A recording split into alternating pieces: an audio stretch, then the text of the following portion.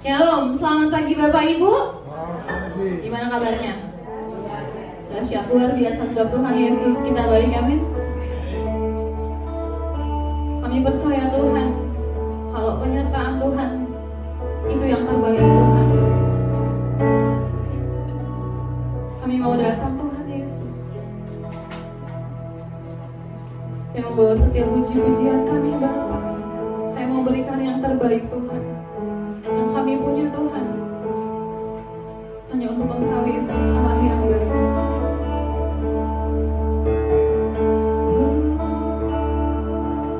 Yesus Tuhan,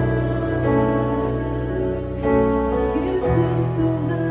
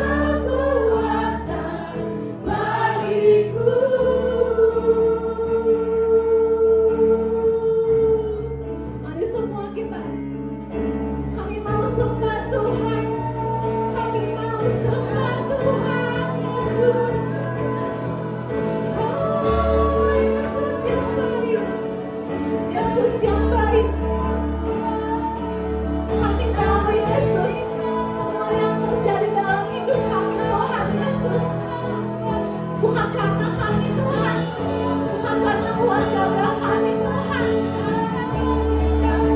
Hanya karena anugerah Tuhan Yesus. Oh Yesus Tuhan,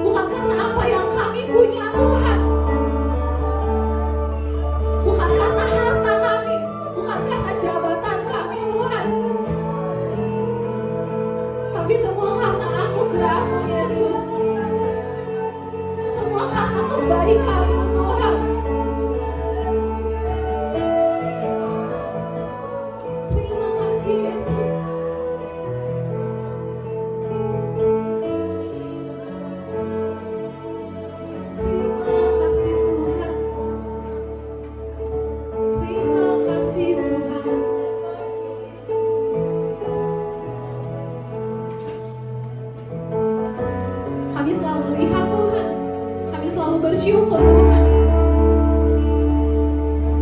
buat setiap kebaikan Tuhan yang kami terima. Telah kulihat kebaikan-Mu yang tak pernah habis di hidupku. Berjuang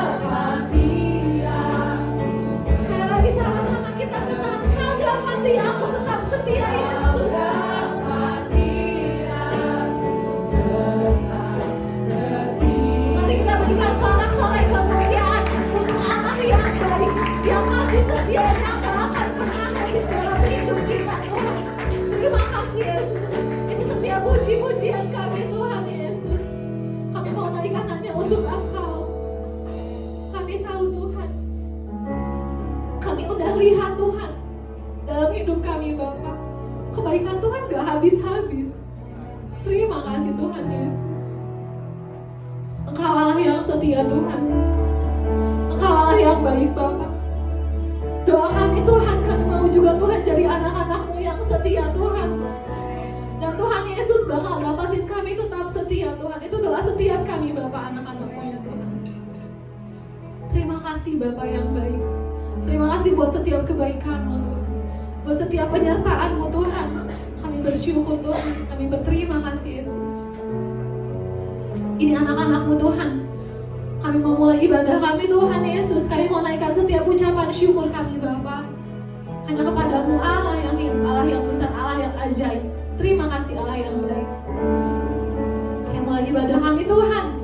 Engkau yang hadir dan Engkau yang bertata Tuhan. Engkau yang lawat setiap kami Tuhan Yesus. Dan kami yang hadir, kami bisa merasakan Engkau Tuhan. Kami bisa merasakan setiap pelawatan-Mu Tuhan Yesus. Terima kasih Yesus. Hanya dalam nama-Mu kami berdoa dan bersyukur. Haleluya. Amin. Amin. Bapak Ibu yang merasakan setiap kebaikan Tuhan, boleh lambaikan tangan. Kita boleh jabat kanan kiri kita ucapkan Tuhan Yesus baik. Sebab begitu besar kasih Tuhan. Tuhan Yesus kita banggakan. Begitu besar kasih Tuhan buat setiap kita. Amin. Kita percaya. Kita boleh kasih tepuk tangan salam-salam buat Tuhan Yesus. Sebab Tuhan Yesus baik.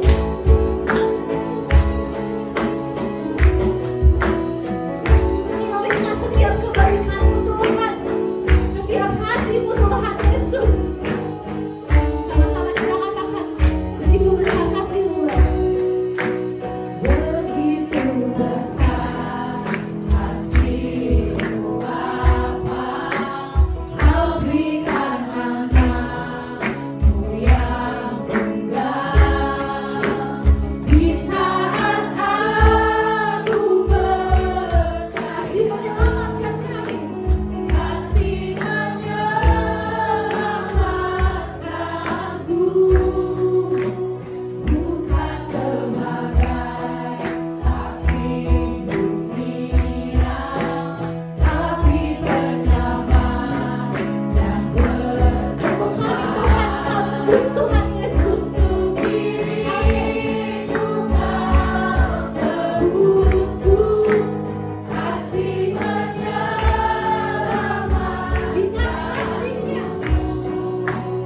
Ingat kasih-Nya yang mengubah hidupku.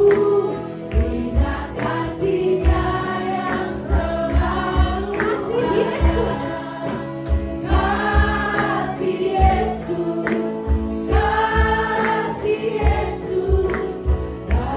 Kita mau ingat bibirnya, kita mau ingat darahnya, kebaikannya.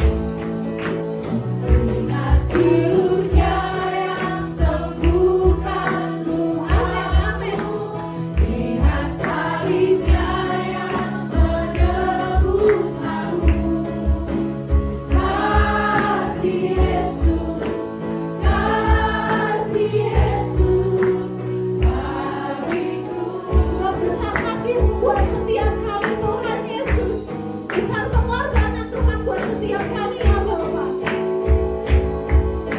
Sama-sama kita mengatakan, sungguh begitu besar kasih Tuhan buat setiap kita.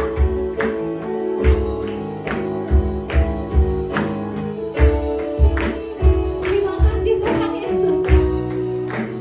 Begitu besar kasih-Mu Bapa, Kau berikan anak-Mu yang tunggal. Di saat aku kamu percaya Tuhan, kasih menyelamatkanku, bukan sebagai hakim dunia, tapi Dia penyelamat kita. Tapi penyelamat yang berkorban.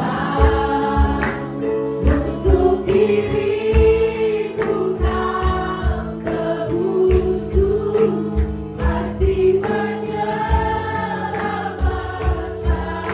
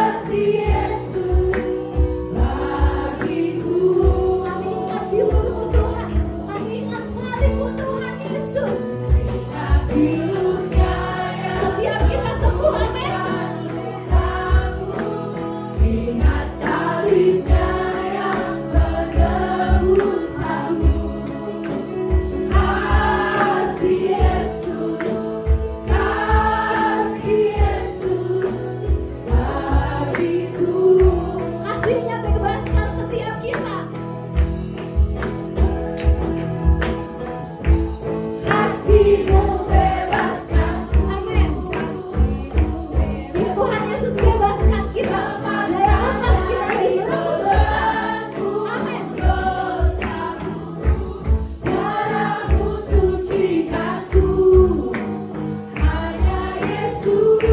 Sama-sama dengan iman kita mau mengatakan kasih-Nya bebaskan kita dari belenggu dosa. Amin. Terima kasih Tuhan.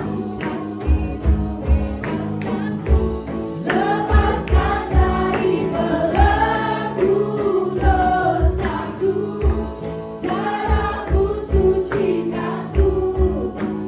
Hanya Yesus, hanya Yesus. Sama-sama kita mau lambaikan tangan, boleh?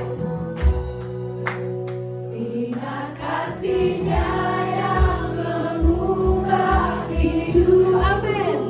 Ingat kasih-Nya yang Kasih-Mu selalu ada Tuhan.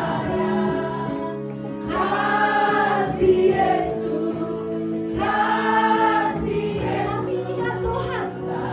Terima kasih Yesus buat kasih-Mu, buat pengorbanan-Mu Bapa.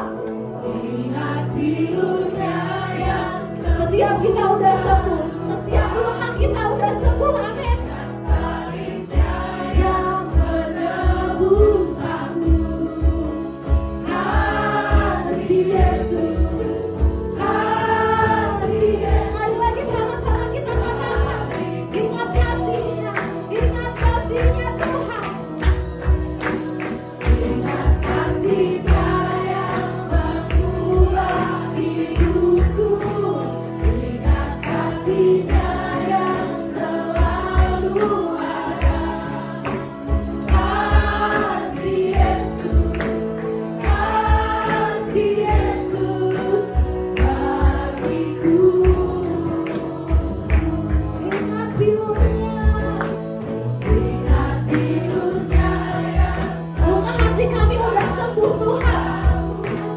ingat salibnya Dosa kami udah Tuhan tebus. kasih Yesus, Kasih Yesus, kasih Yesus, sama-sama katakan kasih Yesus. kasih Yesus, kasih Yesus bagiku. Kita berikan sorak-sorai buat Tuhan Yesus. Terima kasih Tuhan. Besar kasih Tuhan buat setiap kita. Amin. Tuhan Yesus sudah tebus setiap kita. Kita percaya kita orang-orang yang diberkati. Kita orang-orang yang penuh berkat dan kita juga mau memberkati orang lain. Amin. Mari kita puji Tuhan Yesus. Kita mau sama-sama katakan, kami diberkati Tuhan. Boleh dengan penuh sorak-sorai yuk. Kita kasih tepuk tangan buat Tuhan Yesus. Semuanya bersemangat, amin. Kasih setia Tuhan gak pernah habis dalam hidup kami.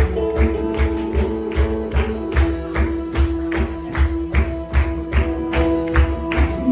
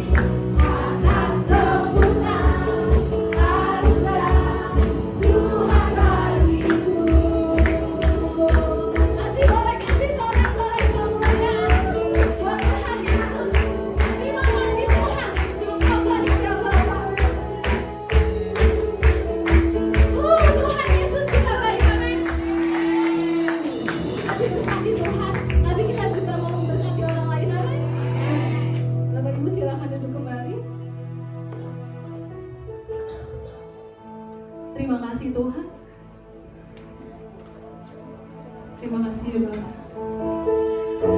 Kami mau siapkan hati kami ya Bapak. Ini setiap hati kami yang mau mengucap syukur. Dengan segenap hati kami Tuhan. Dengan segenap jiwa kami ya Bapak. Yang mau bilang kalau cuma Engkau alasan kami hidup Tuhan.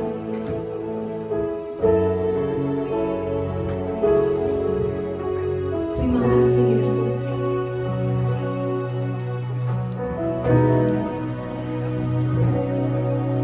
Ku hidup karena anugerah-Mu.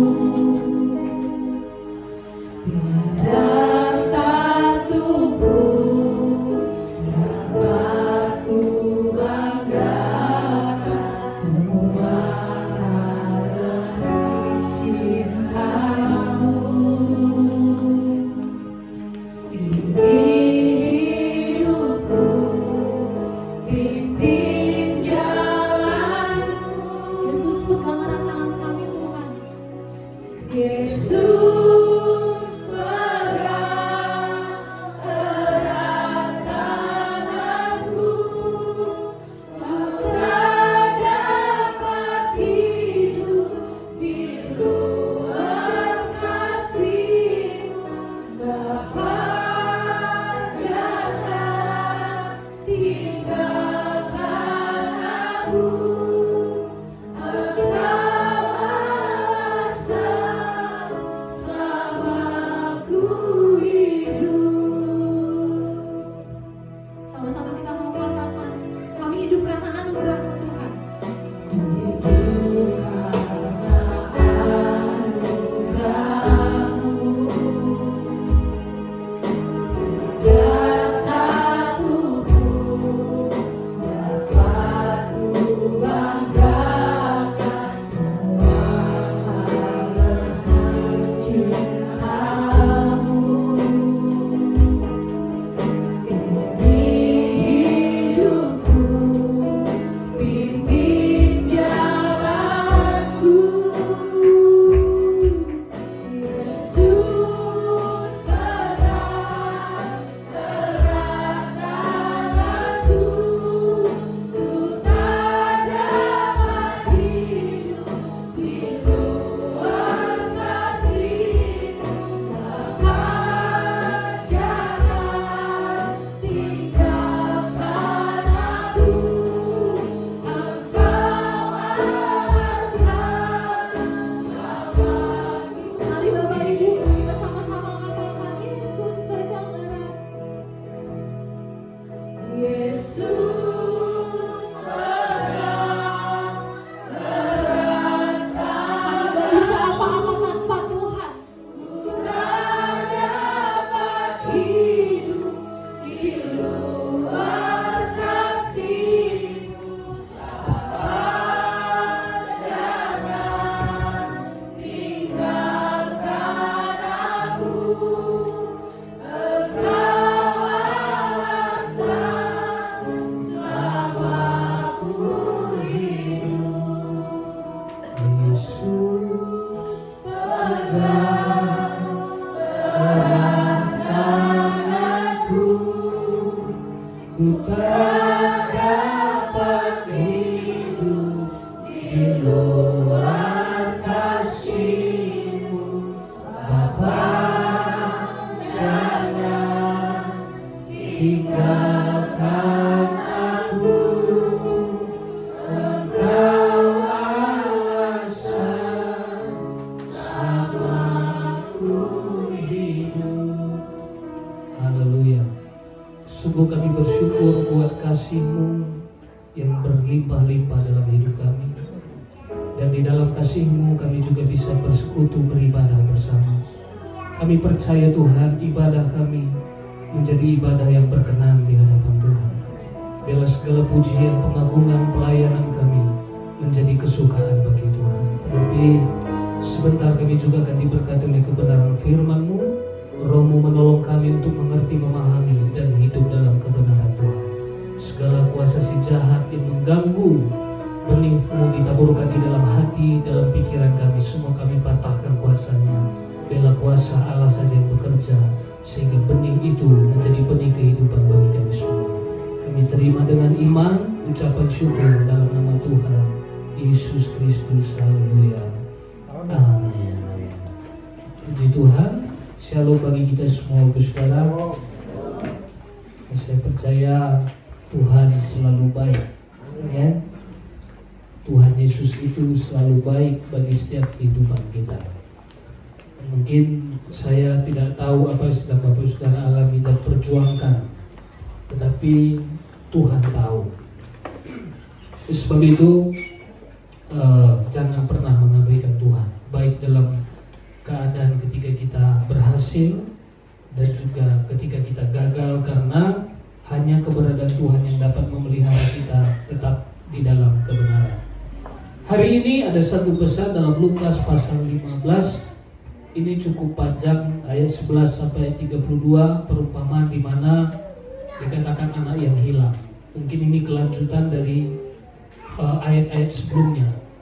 Di beberapa 2 minggu lalu mengenai di mana ada seorang gembala yang kehilangan satu dombanya dan dia meninggalkan yang 99 sampai ia mencari dan menemukan satu domba dan ia bersukacita. Dan di minggu lalu mengenai seorang perempuan yang kehilangan satu dirham dan dia masih punya 9. Artinya dari beberapa yang disampaikan oleh Yesus mengenai perumpamaan yang hilang tadi, tetapi sebenarnya pemiliknya masih punya sesuatu. Artinya ketika gembala kehilangan satu, dia punya 99. Dan ketika kehilangan satu dirham, dia masih punya 9. Tetapi itu pun dia cari. Tapi hari ini adalah satu peristiwa di mana berbicara soal seorang papa yang punya 2 orang anak. Kalau saya tanya menurut Bapak Saudara, apa yang berharga kalau bagi orang tua, saya bilang ya, bagi orang tua, apa yang paling berharga bagi orang tua? Uang kah? Emas kah? Tapi pernah enggak Bapak Saudara kecewa kepada anak gara-gara uang? Karena keadaan. Masih ya? Berarti kadang kita ini sering sekali kita tidak tahu, makanya kita sendiri tidak tahu apa yang kita inginkan. Simatak sapilan yang angkasa, artinya kita sendiri nggak ngerti dengan diri kita sendiri. Kita bilang yang paling berharga itu adalah di dalam keluarga. Nah, tapi ya itu tadi, gondogi ini masih sering menjadi masalah. Jadi kadang kita sendiri apa yang sebenarnya berharga. Ya, jadi oleh sebab itu di sini ada satu peristiwa di mana seorang papa memiliki 2 orang anak. Mungkin sering sekali kita mendengar di sini ketika orang berbicara mengenai anak yang hilang, orang selalu menjadi pusat perhatiannya si bungsu. Karena si bungsu yang mengambil harta bagian ayahnya, dia pergi berpoya-poya dan dia melarang. Dan kita berpikir anak bungsu itu saja yang hilang. Tapi sebenarnya kalau kita lihat dalam pembacaan ini, bahwa ada kedua anak ini sebenarnya sama-sama terhilang.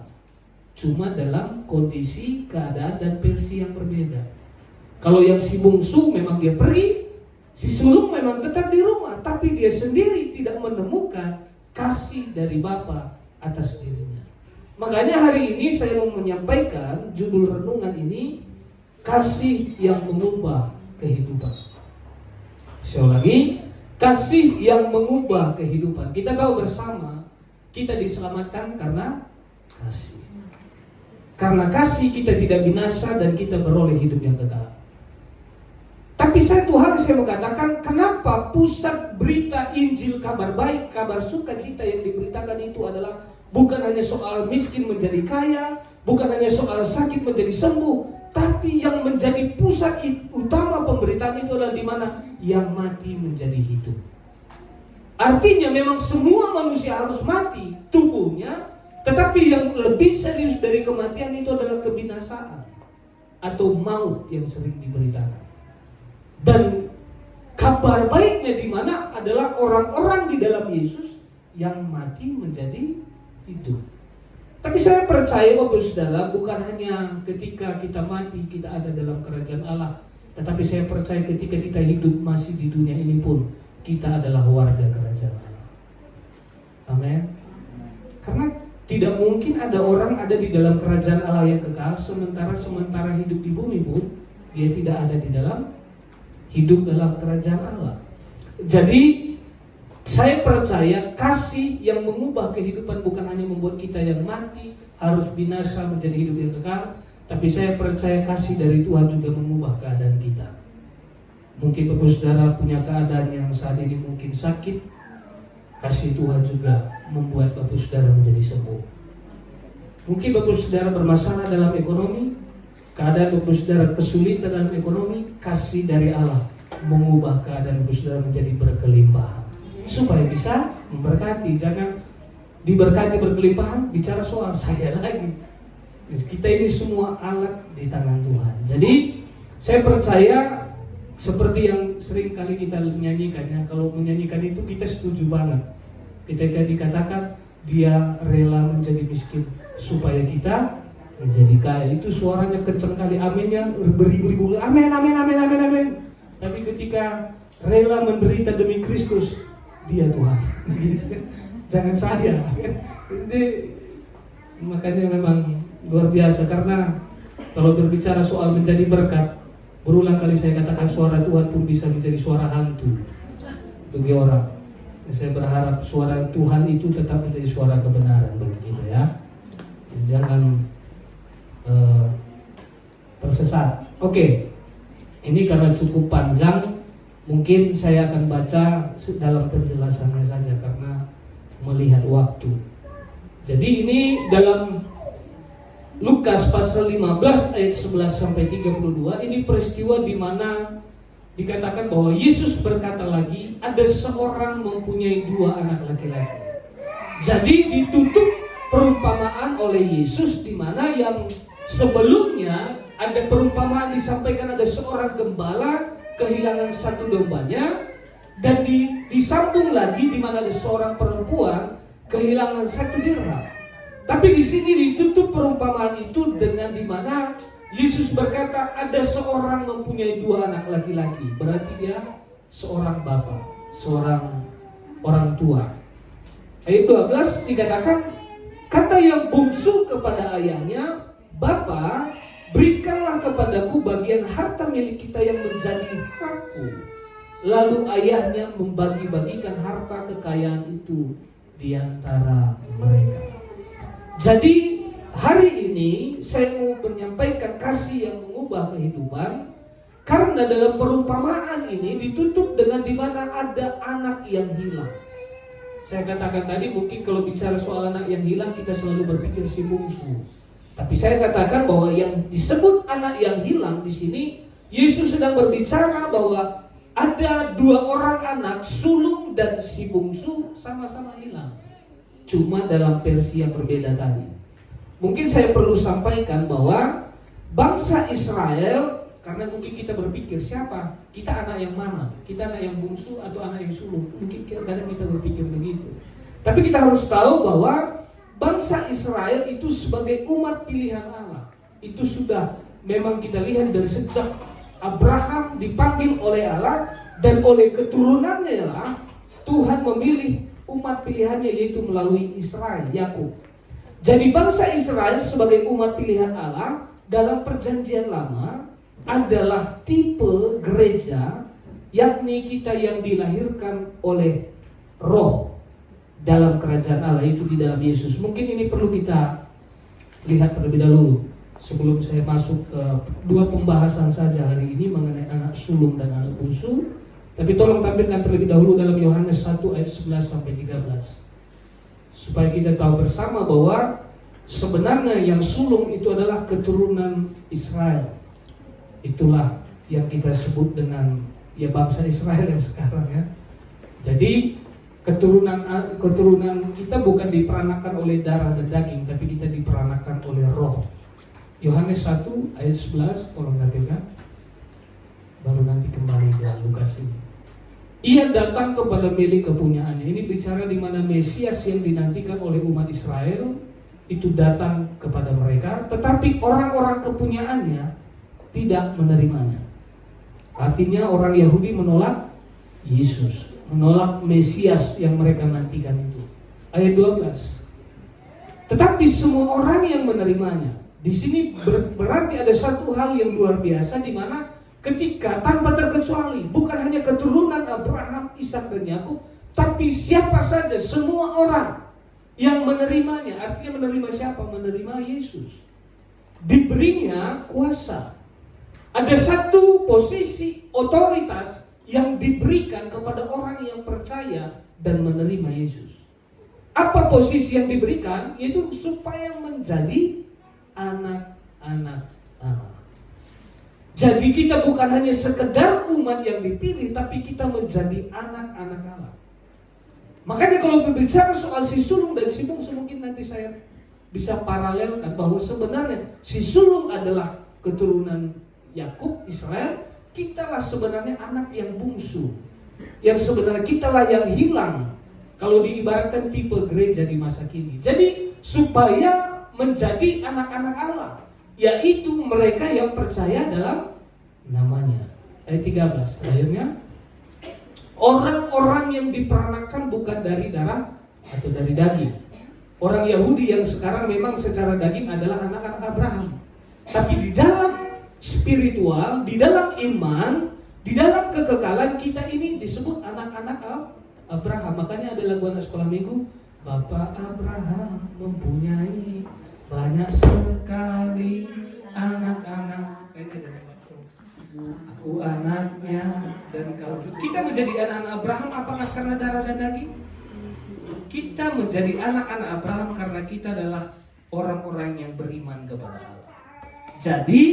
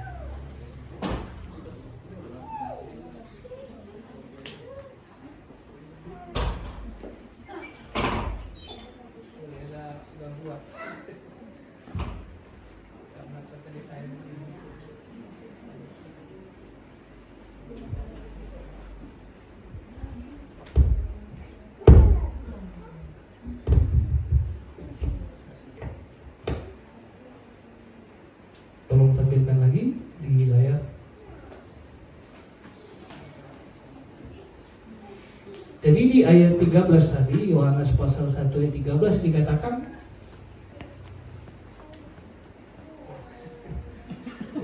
laptopnya jadi ini ya.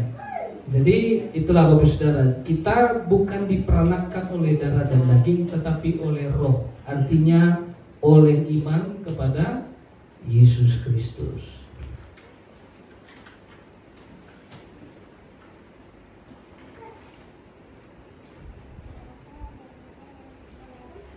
Udah iklan dulu ya.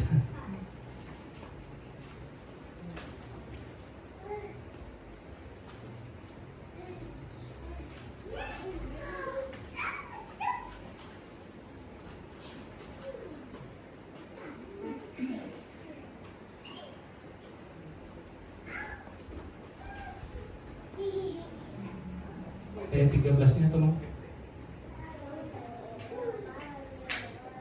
Orang-orang yang diperanakan bukan dari darah atau dari daging, bukan pula secara jasmani oleh keinginan seorang laki-laki, melainkan dari Allah. Jadi siapapun kita yang percaya dan menerima Yesus, kita menjadi anak-anak Allah, bukan dari darah daging, tetapi dari Allah. Karena memang hidup manusia datangnya dari Allah. Adam dan Hawa hidup karena Allah memberi Adam dan Hawa kehidupan. Kita juga hidup karena Allah memberi kita kehidupan. Oke, ada dua hal saja yang mau saya sampaikan hari ini. Yang pertama adalah, karena dalam pembacaan itu kembali ke Lukas tadi, anak bungsu yang terhilang dan dipulihkan oleh kasih. Saya beri tadi judul temanya adalah kasih yang mengubah kehidupan. Jadi yang pertama di sini disampaikan oleh Yesus adalah anak bungsu yang terhilang dan dia dipulihkan oleh kasih. Tolong tampilkan di ayat seterusnya. Jadi anak bungsu yang disampaikan oleh Yesus ini adalah diibaratkan di mana ada orang-orang di ayat 1 sebelumnya dikatakan pemungut-pemungut cukai dan orang-orang berdosa. Jadi ketika pemungut-pemungut cukai dan orang-orang berdosa datang kepada Yesus, mereka datang mendengarkan Yesus. Mungkin kita tahu bersama bahwa para rasul juga itu dipilih Yesus di luar, bukan orang-orang yang ada di bait Allah. Ada yang pemungut cukai, ada yang nelayan. Tapi jangan berpikir bahwa orang-orang yang di bait Allah tidak dikasihi Allah, tidak dikasihi oleh Yesus. Siapa rasul terakhir yang menulis hampir 13 kitab perjanjian baru yang membuat kita beriman kepada Yesus? Rasul Paulus. Rasul Paulus itu adalah orang yang selalu ada di bait Allah karena dia adalah seorang Farisi yang kuat. Tetapi jangan berpikir ketika kadang kita berpikirkan, oh berarti orang-orang di luar bait Allah yang dikasihi Yesus yang bertobat. Paulus ketika bertobat, bahkan seluruh dunia bisa mendengar Injil ketika dia bertobat dan dipakai oleh Allah. Jadi jangan pernah, oh berarti saya yang dipilih, dia tidak. Makanya saya selalu katakan manusia sekarang bisa menjadi pendeta, besok jadi pendekar, lusa jadi pandikar. Jadi manusia gampang berubah. Hanya Yesus saja yang tidak akan berubah. Dan kita pun berubah karena Yesus, karena Tuhan yang mengubah kita. Jadi di ayat selanjutnya 13 dikatakan beberapa hari kemudian anak bungsu itu menjual seluruh bagiannya. Karena dia meminta kepada papanya, dia bilang, sini bagianku. Bapak saudara, kalau ada anak ngomong begitu itu belagu kali. Kita masih hidup dibilang, mana jatahku katanya. Iya kan? Coba Bapak saudara sebagai orang tua tiba-tiba datang anak berkata, mana bagianku? Sini kasih menjadi bagianku. Kalau kita sekarang kalau banyak hutang sih nggak apa-apa ya, nih selesaikan bereskan hutang ini lah, gitu kan? Masalahnya karena memang dia orang kaya, sehingga anak ini meminta bagiannya. Mungkin kalau Bapak saudara ada anak meminta bagiannya, nah selesaikan cicilanku di sini, gitu kan? Tapi ini masalahnya memang dia orang yang kaya, seorang bapak yang kaya. Dari mana kita bisa melihat dia kaya? Karena dia ada yang bisa dibagi. Kalau nggak ada yang bisa dibagi, apa yang kita bisa bagi? Tuhan Yesus memberkati. Jadi dikatakan dia menjual seluruh bagiannya itu, lalu pergi ke negeri yang jauh. Berarti memang benar-benar niat banget dia.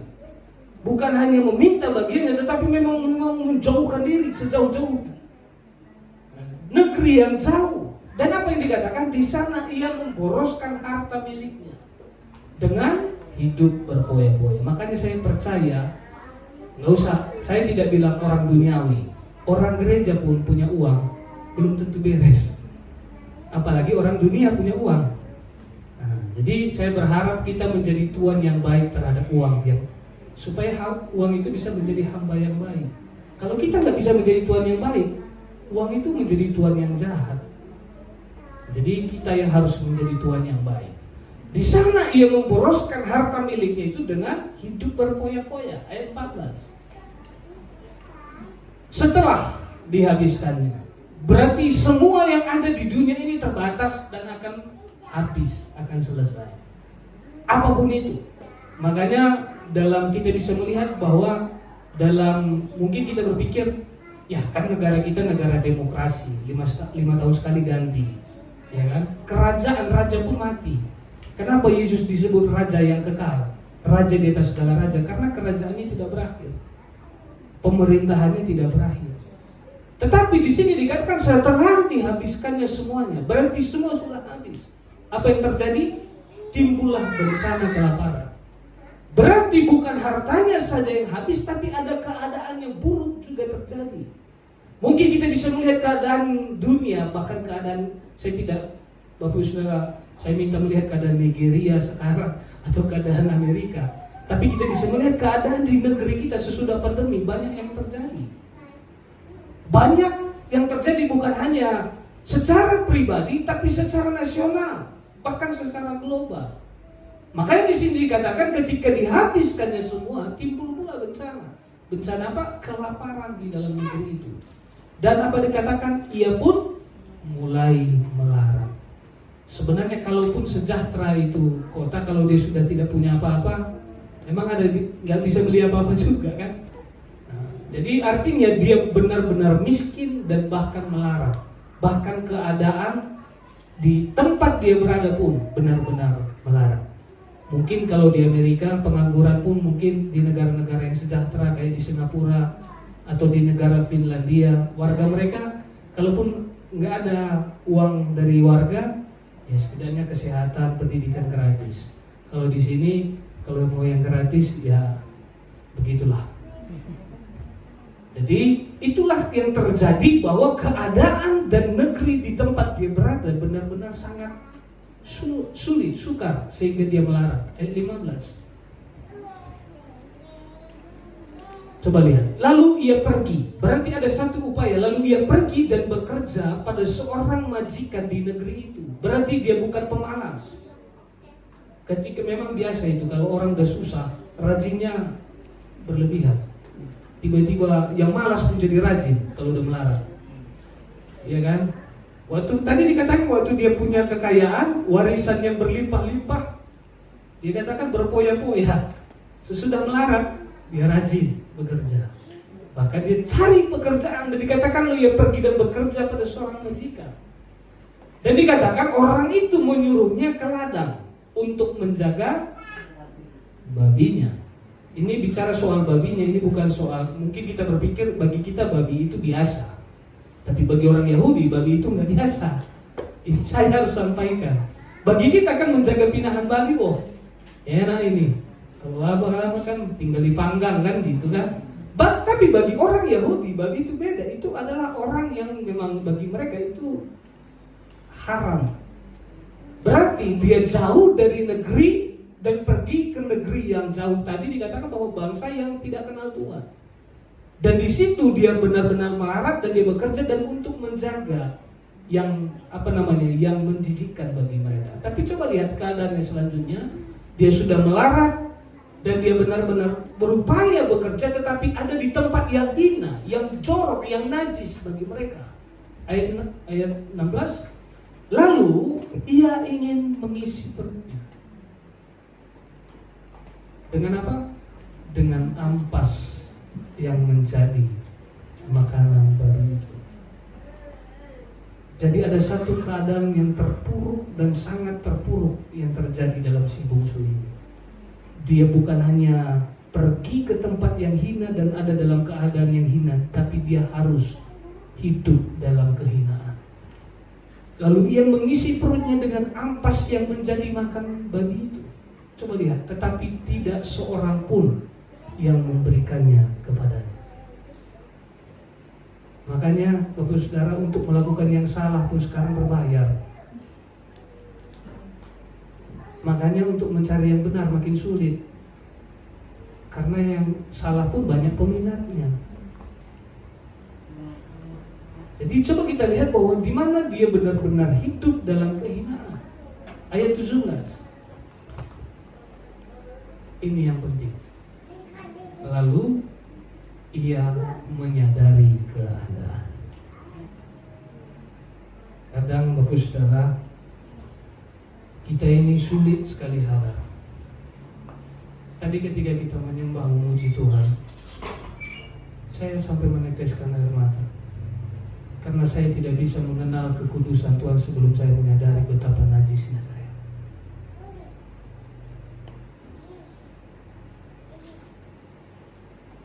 Itulah kita. Kenapa saya sampai meneteskan air mata? Karena memang tidak ada yang dapat dibanggakan dari diri saya. Dan ketika saya mengucapkan kuduslah Tuhan, kuduslah Tuhan, di situ saya menyadari betapa najisnya saya, sehingga saya mengenal betapa kudus dan tidak pantasnya saya di hadapan Tuhan. Lalu ia menyadari keadaan. Bapak Saudara, manusia ini kalau belum aduh sebelum hati-hati, sebelum tersandung bermain-main,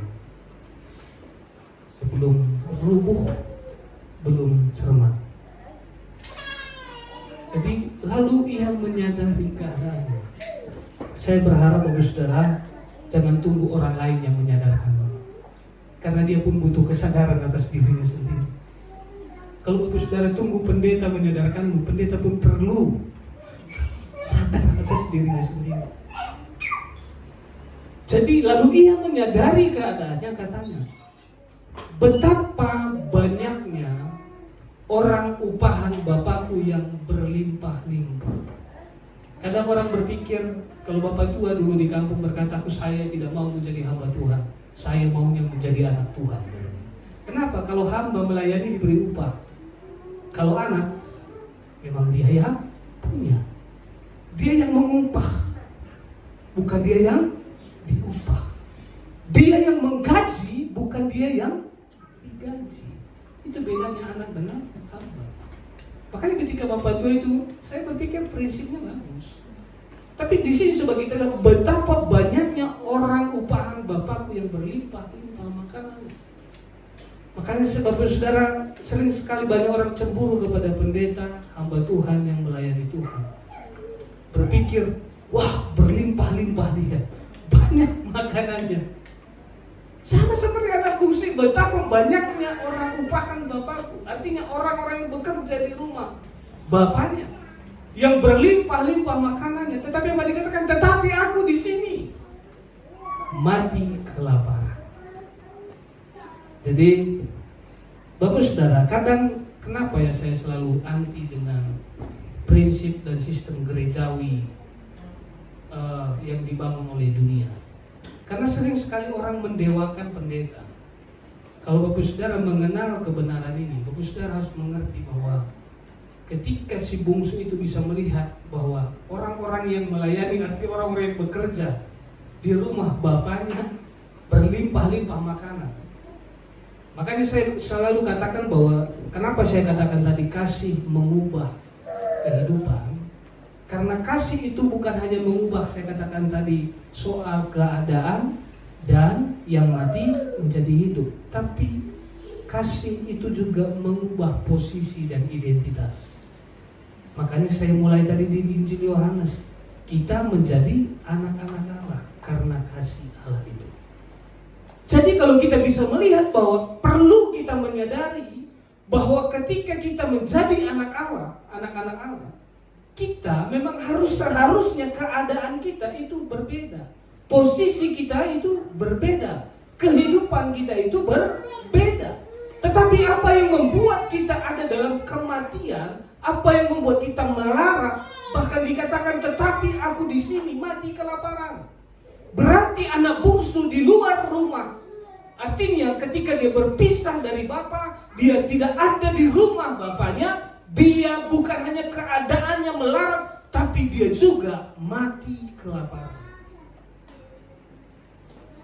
Inilah yang Yesus sedang sampaikan, bahwa tidak ada manusia yang bisa hidup tanpa Tuhan. Di luar hadirat Tuhan, manusia itu melarat, keadaannya membusuk, susah. Ayat 18. Ini nanti ayat anak sulungnya di minggu depan saja, soalnya waktu ya. Mungkin nanti berlanjut di minggu depan anak sulungnya, tapi hari ini saya mau berbicara anak bungsu terlebih dahulu. Ayat 18. Aku akan bangkit, dan ketika dia menyadari keadaannya yang begitu buruk dan mati kelaparan dikatakan tadi, aku akan bangkit. Berarti bukan hanya kesadaran secara mental, tapi ada satu perubahan kehidupan. Ada sebuah perubahan, bukan hanya kesadaran dalam prinsip, tapi memang hidup dalam prinsip yang berubah. Aku akan bangkit dan pergi kepada Bapakku dan berkata kepadanya, Bapa, aku telah berdosa terhadap sorga dan terhadap Bapa. Ayat 19. Aku tidak layak lagi disebutkan apa? Anak Bapa. Jadi kalau orang yang sadar, orang yang tahu diri itu rupanya orang yang bisa mengambil sikap. orang yang bisa mengerti dan berubah. Aku tidak layak lagi disebutkan anak Bapa. Dikatakan, jadikanlah aku sebagai salah seorang upahan Bapa. Berarti dia mau menjadi hamba, mau menjadi pelayan di rumah Bapaknya. Ayat 20. Maka bangkitlah ia. Jadi bukan hanya sebuah rencana, bukan hanya sebuah niat untuk berubah, tetapi dia bergerak dalam perubahan.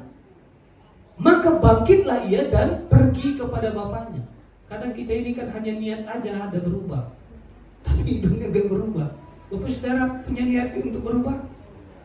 Berubah atau belum? Belum terlaksana. Jadi niat itu selalu ada. Makanya seperti Paulus katakan, aku ingin yang baik tapi jahat dilakukan. Jadi artinya hidup dalam pertobatan itu bukan hanya dalam sebuah niat, tapi adalah satu kehidupan yang memang berubah, bertobat. Maka bangkitlah ia dan pergi kepada bapaknya. Ketika ia masih jauh, coba lihat, ketika ia masih jauh, ayahnya telah melihatnya. Apa yang dimaksud di sini, saudara? Rupanya ada seorang bapak yang selalu menunggu kedatangan anak itu kembali. Kalau bapak saudara sadari betapa luar biasanya, betapa besarnya kasih Allah bagimu, itu akan mengubah hidup dan segala prinsip keadaan. Coba kita lihat ketika ia masih jauh dari rumah, ayahnya telah melihat. Berarti kalau ibarat zaman sekarang, berarti ada seorang ayah yang selalu duduk di teras rumah, nungguin kapan dia datang ya, kapan anak itu pulang ya. Kalau kita memahami kasih Allah itu, saudara, bahwa luar biasa. Dia seperti seorang ayah duduk di teras yang menanti-nantikan kapan dia berpulang, kapan dia kembali, kapan dia pulang. Mungkin saya tidak bisa bayangkan betapa, contohnya ini mungkin Bapak Felicia lagi entah kemana pergi, dia sendiri nggak tahu kemana. Dan dia duduk di teras rumah selalu menanti-nantikan bagaimana perasaan seorang bapak melihat anaknya yang pergi dengan kesadarannya pergi, dan ketika dia kembali, saya percaya ada satu sukacita yang luar biasa. Makanya dikatakan ayahnya telah melihatnya. Apa yang dikatakan? Lalu tergeraklah hatinya oleh belas kasihan. Ayahnya itu berlari. Mungkin anak itu masih takut, malu, tapi ayahnya itu berlari mendapatkan dia dan lalu merangkul dan menciumnya. Saudara, kalau melihat ini saya tidak dapat membayangkan betapa luar biasanya Allah Tuhan kita yang mengasihi kita. Ayat 21 seterusnya, kata anak itu kepadanya, Bapak, aku telah berdosa. Dia gak belagu. Itulah berarti kita bisa melihat perubahan hidupnya. Dia tidak belagu dan tidak songong lagi. Dikatakan, Bapak, aku telah berdosa terhadap surga dan terhadap Bapak. Aku tidak layak lagi disebutkan anak Bapak. Ayat 22. Tetapi ayah itu berkata kepadanya, kepada hamba-hambanya, lekaslah bawa kemari jubah yang terbaik. Apa yang dia pikir tadi dia akan ditolak, akan dimarah, akan dihukum, tapi beda. Dia tidak dihukum, tetapi dikatakan bawa kemari jubah yang terbaik, pakaikan itu kepadanya, kenakan cincin pada jarinya, sepatu pada kakinya. Ayat 23. Dan ambillah anak lembu tambun itu, sembelilah dia, dan marilah kita makan dan bersuka cita. Tutup ayat 24 terakhir. Saya nak pemain musik. Sebab anakku ini telah mati dan menjadi hidup kembali. Ia telah hilang dan didapat kembali. Maka mulailah mereka bersukaria. Bapak saudara, di sini saya melihat bahwa di mana ketika anak bungsu yang terhilang tadi, dan ketika dia sadar bahwa dia dikasihi, dia dipulihkan oleh Allah. Bahkan kita bisa melihat bahwa inilah yang disampaikan Yesus ibarat di pasal 1, di ayat 1 di pasal ini kemarin 2 minggu lalu, di mana ada banyak pemungut cukai dan orang-orang berdosa. datang kepada Yesus dan membenarkan dia. Jadi saya berharap Bapak Saudara, kita adalah orang-orang yang dipulihkan oleh kasih Tuhan. Kalau kita bisa melihat kasih dari Tuhan, kasih itu juga menyadarkan dan memulihkan, mengubahkan kita. Kita angkat satu lagu sambil kita sembahkan berdiri. Kasih Allahku sungguh telah terbukti. Kasih Allahku sungguh telah terbukti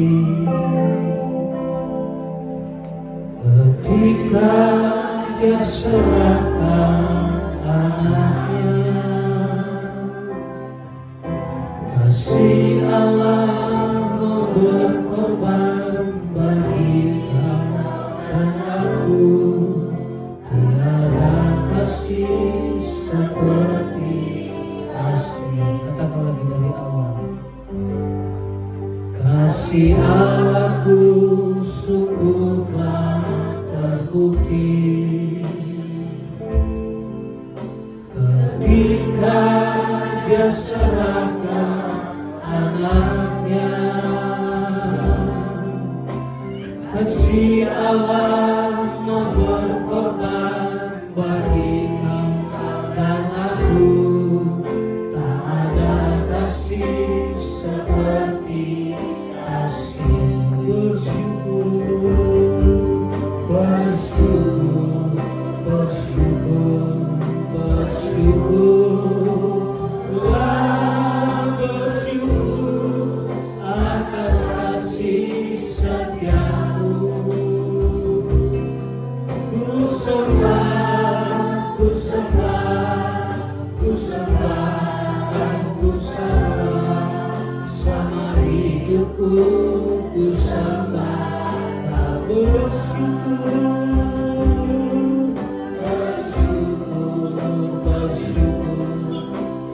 Bersyukurlah, bersyukur karena kasih setiamu. Ku sembah, ku sembah, ku sembah dan ku sembah sama hidupku, ku sembah Allah. Bapak Saudara, mari jangan lagi angkuh. Saya tutup sebelum kita berdoa. Saya ingat betul keadaan saya pun tidak lebih baik dari si bungsu. Saya mungkin jauh lebih buruk dari si bungsu. Tapi pernah satu waktu ketika saya dalam hadirat Tuhan, saya berargumen, saya marah. Kenapa saya? Kenapa harus saya? Karena saya sendiri merasa tidak pantas. Saya merasa tidak layak. Saya tidak dapat, jangankan untuk memperbaiki orang lain, memperbaiki apa yang saya sudah rusak, saya tidak bisa. Sehingga ketika saya berkata hampir 3 jam, 4 jam lebih, saya marah. Saya berkata, kenapa saya harus masuk? Tapi Bapak Saudara tahu, dalam 4 jam saya marah-marah karena kesalahan saya. Tuhan dengan penuh kasih, tidak ada manusia di samping di tempat saya berada, tapi suara itu dengan jelas berkata bahwa karena aku mengasihi engkau, kau tidak akan pernah berubah sebelum kau berjumpa dengan kasih yang kekal. Perubahanmu hanya akan perubahan semu, perubahan palsu. Saya berharap engkau dapat berjumpa dengan kasih. Kau dapat alami kasih. Saya percaya ketika engkau berjumpa dengan kasih Allah yang tidak terbatas itu, engkau akan berubah, engkau akan dipulihkan. Terima kasih. Saya berulang kali katakan bahwa kekristenan bukan sebab. Engkau akan selalu menjadi dirimu menjadi sebab sebelum kau berjumpa dengan kasih Tuhan. Kekristenan itu adalah respon. Semua yang kau lakukan bagi Tuhan itu bukan sebab. itu adalah respon. Kenapa kita belum bisa meresponi dengan benar? Karena engkau belum berjumpa dengan kebenaran itu. Engkau akan dapat meresponi dengan benar sesudah engkau berjumpa dengan kebenaran itu. Itulah menjadi harapan kerinduan saya. Semua kita berjumpa dengan Allah, berjumpa dengan Kristus, kasihnya, kebenarannya, supaya kita diubahkan dan dipulihkan. Bersyukur, bersyukur, bersyukur.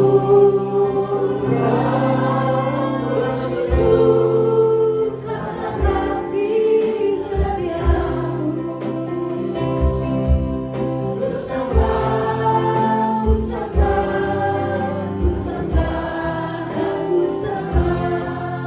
Selama hidupku, ku sembah Tuhan. Benar ya Bapak, biar sepanjang hidup kami, selama hidup kami Tuhan, kami mau menyembah Engkau Tuhan Yesus. Setiap firman-Mu Tuhan yang udah Engkau sampaikan lewat hamba-Mu ya Bapa, biar kemanapun hamba-Mu melayani Tuhan, banyak orang, banyak jiwa yang dimenangkan Tuhan Yesus oleh ini. Terima kasih Bapa, kami berdoa buat Bapak pendeta kami Tuhan dan istrinya Tuhan, keluarga ini Tuhan Yesus, biar apapun kerinduannya, apapun yang mereka lakukan, Tuhan, pekerjaannya Tuhan Yesus, Tuhan Yesus yang selalu ada, Tuhan Yesus yang selalu memberkati keluarga mereka. Terima kasih Bapa Allah yang baik. Terima kasih buat semuanya Tuhan yang mengasihi ibadah kami hanya dalam nama Tuhan boleh bersyukur. Haleluya, amin. Baik ya Ustaz, tapi suara saya pasti terdengar sampai ke belakang. Kita mendengar permohonan silakan. Oke, ibadah sekolah minggu hari ini. Ibadah sekolah minggu.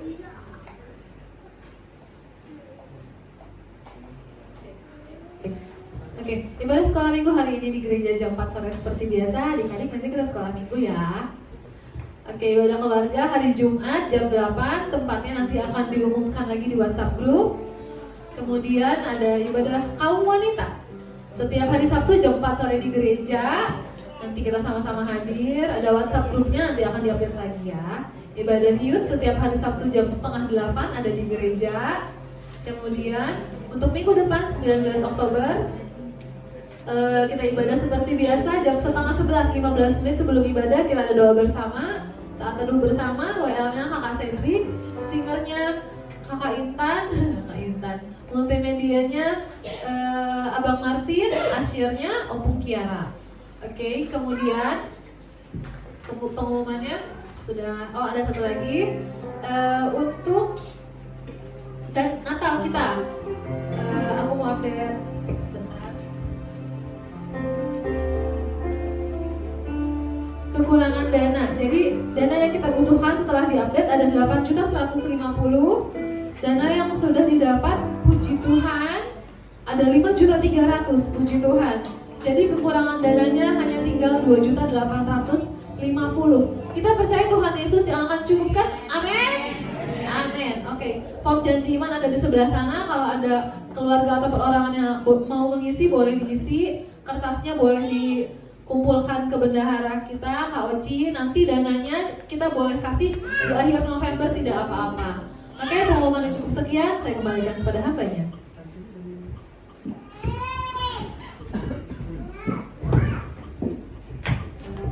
Oke, puji Tuhan. Dan ya saya ulangi kembali, fotonya belum diupdate ya. Belum. Jadi kita Natal umum tanggal 14 Desember jam 4 sore.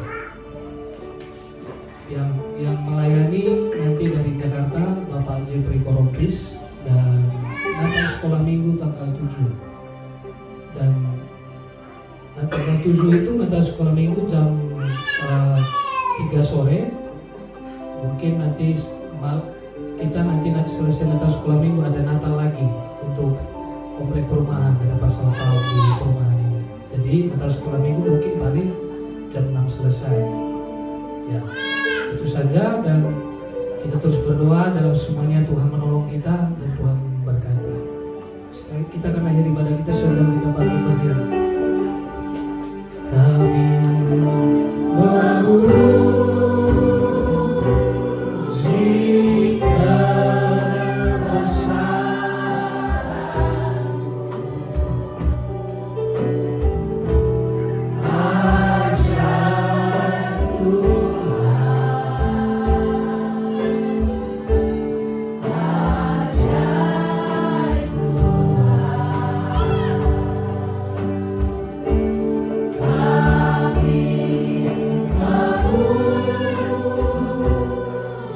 jika bersamamu,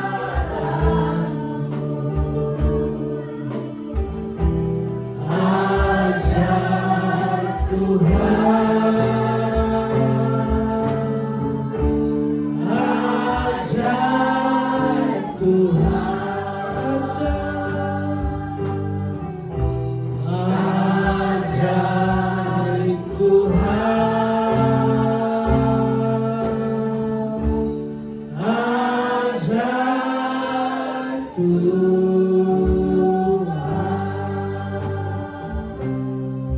Haleluya, haleluya. Segala pujian, syukur, hormat, kemuliaan bagi-Mu Tuhan. Kami bersyukur dari awal, pertengahan hingga akhir ibadah kami Tuhan sudah berkati. Tuhan akan terus memberkati kami. Berkati para pelayan, rekan-rekan yang sudah melayani. Apapun yang mereka kerjakan bagi Tuhan, Kau berkati dengan berlimpah-limpah. Terima kasih, kami bersyukur, kami percaya ibadah kami berkenan menyukakan Tuhan. Dan biarlah kesukaan-Mu memberkati kami semua. Setiap kami yang hadir tanpa terkecuali, berkati secara pribadi, rumah tangga, keluarga, bahkan keadaan yang mereka sedang jalani, alami, perjuangkan. Tuhan, Engkau mengubah segala sesuatunya. Engkau yang berjalan bersama mereka untuk mereka mengalami kemenangan demi kemenangan dari Tuhan. Berkati kesehatan mereka, berkati ekonomi pekerjaan mereka. Jalan yang tertutup, Tuhan bukakan jalan dalam nama Yesus. Mereka yang membutuhkan pasangan hidup, perjumpakan dari Tuhan. Mereka yang merindukan, membutuhkan pekerjaan, Tuhan bukakan jalan. Bukakan jalan berkat bagi mereka. Biarlah di dalam berkat-Mu mereka dipermulia, Tuhan dipermuliakan. Di dalam berkat Tuhan juga mereka mengucap syukur. Terima kasih, bahkan kami akan melakukan Natal di bulan Desember. Setiap kami yang sudah menabur, biarlah setiap kami yang tabur, biarlah menjadi benih yang baik, dan kami akan menuai berlimpah-limpah. Berkati kami supaya kami terus bisa menjadi berkat dalam lingkungan, dalam pekerjaan, bahkan dimanapun kami berada. Berkati rekan-rekan kami yang tidak dapat hadir beribadah bersama kami. Jika mereka sakit, Tuhan pulih, sembuhkan mereka dalam nama Yesus. Dimanapun mereka berada, Engkau melawat dengan anugerah-Mu, supaya mereka terus bersyukur, terus memuliakan Tuhan dalam hidup. Berkati juga pekerjaan-Mu di tempat ini. Berkati perumahan Metro Cibunga, Parung Panjang, bahkan Indonesia. Tuhan berkati, pulihkan dan selamatkan ya Tuhan.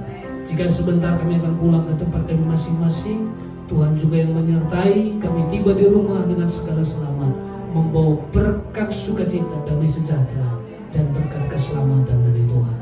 Oleh sebab itu, saudara, sebelum kita akhiri semuanya, mari kiranya terimalah berkat rahmat sejahtera dari Allah Bapa kita, dan cinta kasih sayang Allah yang sempurna yang sudah dan telah kita terima dalam Yesus Kristus Tuhan kita, dan dengan persekutuan dengan Roh-Nya yang kudus tinggal menyertai kita semua saat siang hari ini, bahkan sampai selama-lamanya. Tuhan bersama menyertai, memelihara, dan memberkati kita. Terimalah segala anugerah Tuhan dalam berkat nama Tuhan Yesus Kristus. Semua yang percaya katakan amin. Selamat hari Minggu, saudara. Tuhan Yesus memberkati.